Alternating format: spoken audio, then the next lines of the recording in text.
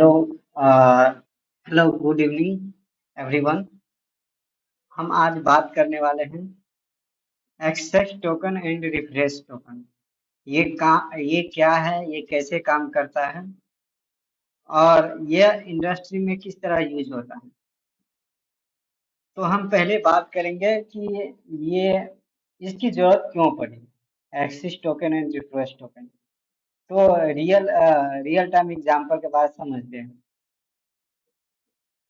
क्या होता है कि आजकल देखते होंगे कि आप जैसे आप ईमेल लॉगिन करते हैं। तो ईमेल लॉगिन करते हैं तो क्या होता है, एक एक हफ्ता में आप लगभग एक बार लॉगिन करते हो, उसके बाद आप या 10 दिन या 20 दिन के बाद आपको लॉगिन करना पड़ता है अगेन, और करना पड़ता है।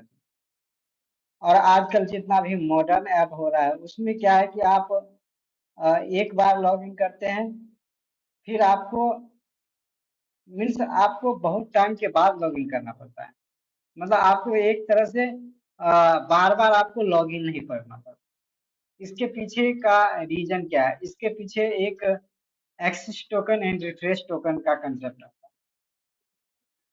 कि एक्चुअली होता है क्या, इशू हो रहा था कि जब हम यूजर को हम लॉगिन करवाते हैं तो उस समय हम एक टोकन जनरेट करके देते हैं। वो टोकन का जो टाइमिंग होता है वो यूजुअली कम रहता है, मतलब शॉर्ट ड्यूरेशन के लिए होता है।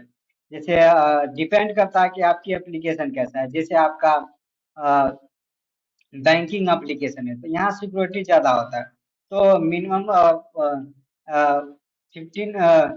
15 मिनट टाइम रहता है, 10 मिनट रहता है। और जैसे हमारा सोशल मीडिया ऐप है तो उस समय में उस समय हम उसका ड्यूरेशन 1 डे या 2 डे रखते हैं, या 12 आवर रखते हैं। तो इस तरह का रखते हैं JWT टोकन का टाइमिंग। यह शॉर्ट टाइम के लिए होता है। एक्सेस टोकन जो होता है हमारा लॉन्ग ड्यूरेशन के लिए, जैसे 1 वीक, तो लॉन्ग ड्यूरेशन के लिए होता है। तो एक्सेस टोकन क्या होता है, ये काम कैसे करता है पहले। ये काम कैसे करता है कि सबसे पहले हमारा एक यूजर होता है। यूजर मीन्स हमारा कोई क्लाइंट। चलिए हम बात करते हैं, ये हमारा क्लाइंट हुआ, ये हमारा सर्वर हुआ। तो क्या करता है क्लाइंट हमारा, क्या किया, यूजर नेम और पासपोर्ट से क्या किया, लॉगिन किया सर्वर सर्वर पे। क्या हुआ, यूजर नेम और पासपोर्ट के थ्रू क्या किया, सर्वर पे लॉगिन किया। सर्वर ने क्या किया, सर्वर ने क्या किया, इसको एक टोकन जनरेट करके दिया। अब टोकन जनरेट करके दिया तो फिर ये क्या किया, अपने लोकल स्टोरेज में सेव करके रख लिया। सेव करके रख लिया तो इसके बाद क्या होता है, उस टोकन का जो टाइम होता है वो डोडली शॉर्ट टाइम होता है। तो वो टोकन क्या होगा, कभी ना कभी एक्सपायर होगा। वो एक्सपायर होगा तो क्या होता है कि जब भी एक्सपायर होता है तो जब टोकन एक्सपायर होता है, जो एक्सपायर हो जाता है, तो यूजर को क्या करना पड़ता था, फिर से लॉगिन करना पड़ता। तो इसको रिजॉल्व करने के लिए हमारे पास कंसेप्ट आया access token and refresh token का। एक्सेस टोकन और रिफ्रेश टोकन दो अलग अलग टोकन है। एक्सेस टोकन मीन्स जो ड्यूरेशन कम होता है, शॉर्ट टाइम के लिए होता है। And refresh token means refresh मतलब एक नया बना के देना, रिफ्रेश करके देना। तो रिफ्रेश टोकन हो गया, तो वो लॉन्ग ड्यूरेशन के लिए होता है। तो क्या होता था कि पहले क्या होता, सर्वर सर्वर लॉगिन किया तो उसको एक टोकन मिलता था। अभी इस समय क्या मिलेगा हमको, दो टोकन मिलेगा, एक एक्सिस टोकन, एक रिफ्रेश टोकन। एक्सिस टोकन और रिफ्रेश टोकन क्या करेगा, जब भी ये लॉगिन किया, लॉगिन करने के बाद इसको एक्सिस टोकन भी मिल गया, सिक्योर टोकन भी मिल गया, तो ये सर्वर क्या करता है, ये क्लाइंट को भेज देता है। तो ये क्लाइंट क्या करता है, हमारा या तो कुकी में या लोकल स्टोरेज में ये सेव करके रख लिया। इसके बाद क्या होगा कि जब अगर सपोज करिए हमारा जो एक्सिस टोकन है वो एक्सिस टोकन एक्सपायर हो गया, हमेशा ये रिक्वेस्ट करें एक्सिस टोकन से, रिफ्रेश टोकन से नहीं, एक्सिस टोकन से ही हमेशा नई राउट को हिट करेगा तो उस समय एक्सेस टोकन लेके जाएगा, ये वेरीफाई करेगा। ये एक्सेस टोकन है, ये फिर सपोज करिए ये गया क्लाइंट लेके और ये कहा कि भाई तुम्हारा टोकन तो एक्सपायर हो गया है, तो ये यह इसको एक अनऑथराइज मैसेज भेजेगा, भाई कि तुम ऑथराइज नहीं हो, तुम्हारा टोकन एक्सपायर हो गया। एक्सपायर हो गया तो क्लाइंट क्या करेगा, अच्छा मेरा टोकन एक्सपायर हो गया, मेरे पास एक एक्सिस टोकन, रिफ्रेश टोकन, तो रिफ्रेश टोकन से क्या करेगा, तो उसके पास एक एंड पॉइंट रहेगा कि नया टोकन जनरेट करने का, जिसमें हम क्या करते थे, उस समय हम क्या करते हैं मैनुअली टाइप करके लॉगिन और पासवर्ड लिखते थे। इस समय हमको क्या हो रहा है कि हमारे पास रिफ्रेश टोकन है, उसी टोकन को यूज करके हम नया टोकन क्रिएट करते हैं।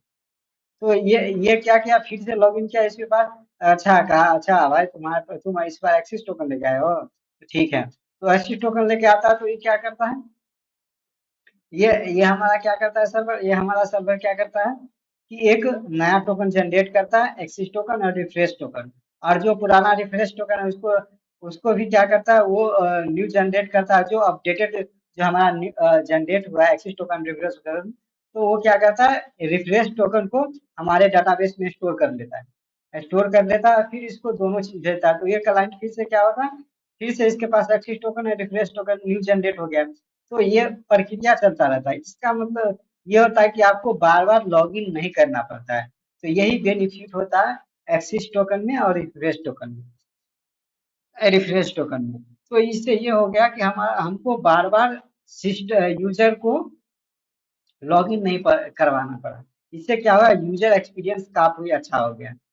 तो ऐसे काम करता है हमारा axis token and refresh token.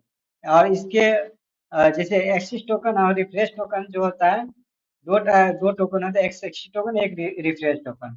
एक एक्सिस टोकन में ये हमारा ये प्रोमिस करता है, इसका पर्पस होता है कि हमको एक ये ग्रांट करता है, एक्सिस मतलब ऑथराइज करने का ग्रांट करता है। ये इसका लाइफ टाइम क्या होता है, काफी शॉर्ट होता है। और ये हमारा क्लाइंट क्या करेगा, या तो लोकल स्टोरेज में या कुकी में स्टोर कर लेगा, उसके बाद हमारा जो ये क्लाइंट क्या करेगा, वो तो हेडर में भेज सकता है, या आपने मोबाइल एप्लीकेशन यूज कर रहा तो या तो वो बॉडी में भेजेगा। तो और ये क्या स्टेटलेस होता है, ये दोनों स्टेटलेस होता है, मीन्स ये हमारा JW टोकन का ही पार्ट होता है।